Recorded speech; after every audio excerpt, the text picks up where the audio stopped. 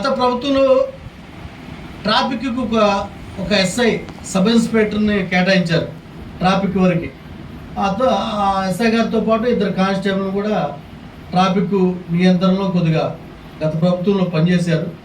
ఇప్పుడు ఆ ట్రాఫిక్ సంబంధించిన ఎస్ఐని వేరే దానికి పంపించారు. బాపట్ల పట్టణంలో ట్రాఫిక్ సమస్య మనకి ఎప్పుడు ఉంటూనే ఉంది. దానికి సంబంధించి ట్రాఫిక్ ఎస్ఐని కేటాయించాలని ప్రభుత్వాన్ని కోరుతున్నా. సబ్ డివిజన్ల ఎస్పీ గారికి కూడా డిఎస్పీ గారికి కూడా అడుగుతున్నా. ఈ మీడియా ప్రారంభంగా ట్రాఫిక్ స్పెషల్గా ట్రాఫిక్ విషయం ఒక ఎస్ఐని కేటాయించాలని బహుజన సమాజ్ పార్టీ కోరుకుంటుంది. ట్రాఫిక్ పెరిగిన విషయం అందరికీ తెలుసు. ఇక్కడ ఇప్పుడు పట్టణ సర్కిల్ ఇన్స్పెక్టర్గా వచ్చిన రాంబాబు గారు వచ్చిన నుంచి కూడా ట్రాఫిక్ చాలా నియంత్రణ జరుగుతుంది. ట్రాఫిక్ మీద స్పెషల్ శ్రద్ధ చూపుతున్నాడు సిఐ గారు. అయినా కూడా సిఐ గారు స్టేషన్ నుంచి ట్రాఫిక్ విషయం ఇటు వస్తే స్టేషన్కి వచ్చే బాధితులు కూడా ఇబ్బంది పడతారు.